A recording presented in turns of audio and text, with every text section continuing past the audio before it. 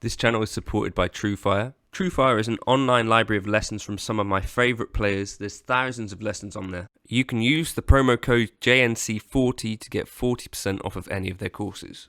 So if you haven't already watched it, Keith did a really cool video on the history of Squier. I think I need to watch that again. There's so much history to Squier, and I think it's actually really interesting. I did a video the other day, sort of like why cheaper guitars are a little bit more important in my opinion, because these are the types of guitars that almost everyone that has played a guitar will have some experience of. Not, you know, a $4-5 grand Murphy Lab, $7 grand, however much you're paying for it. Not a custom 22 wood library. It's these types of guitars, you know, the things that we start playing on. And I kind of just wanted to talk about Squier guitars today. This intro, Keith asked me to take a listen to Jimi Hendrix's version of Like a Rolling Stone, and I did, and I was absolutely blown away by just the vibe that Jimi Hendrix has. That I watched the live recording of it. Obviously I captured absolutely none of it, but it's just one of those things where you look at a guy playing guitar, you're like, I can't do any of that, so it's kind of cool. But that was what I was kind of going for on this £129 guitar that I bought from Amazon.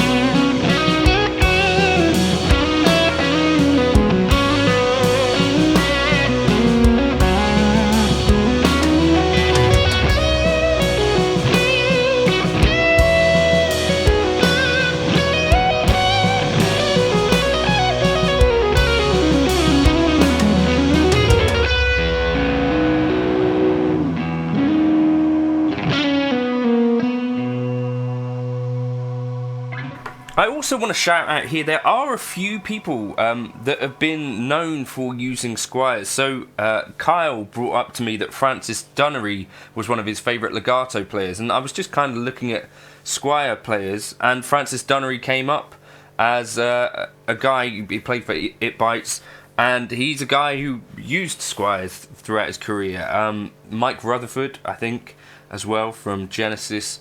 And also, of course, Simon Neil, Biffy Clyro, has a signature Squier, as well as a chap, John Mitchell, touring with Affinities. And it's really interesting to me. One of the things that Francis Dunnery kind of said was that a guitar, you can change a lot of the other elements of it, is as good as its neck.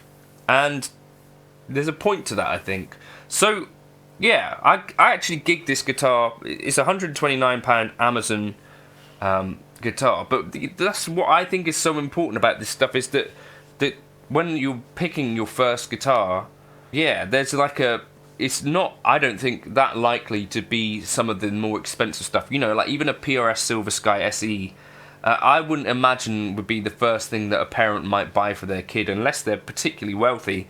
But something like a Squier Affinity, something like a Squier Debut like this, I think so I think it's important that these things are good enough that you can make music on them, is kind of my opinion. That it needs to be that Squier, because they are really the first, you know, what would be the word? They're leading the charge in a lot of ways. Like, there must be so many Squier guitars being made, and it's not an easy thing to make a guitar that's okay or even good for £129.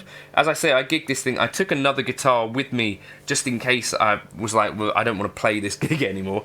But I was actually really impressed with this, and it actually sounds pretty good on stage as well, particularly the cleans I thought sounded really good.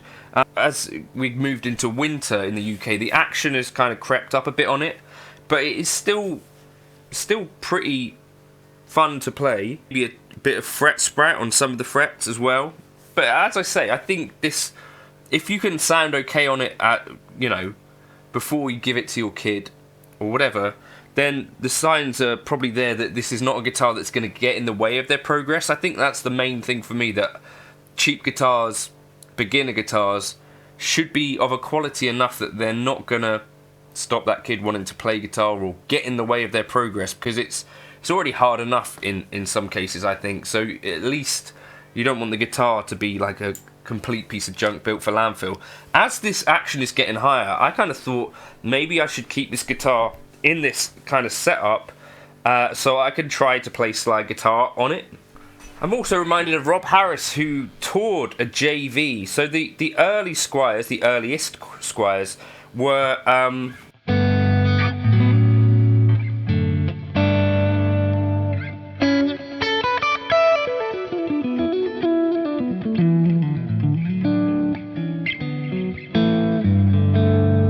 made by Fujigen, I think, and they were coming out of the Fender.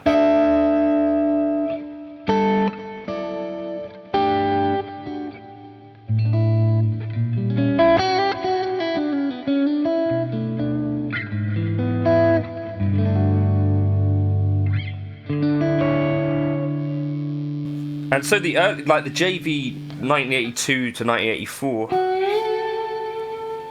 have a really good reputation.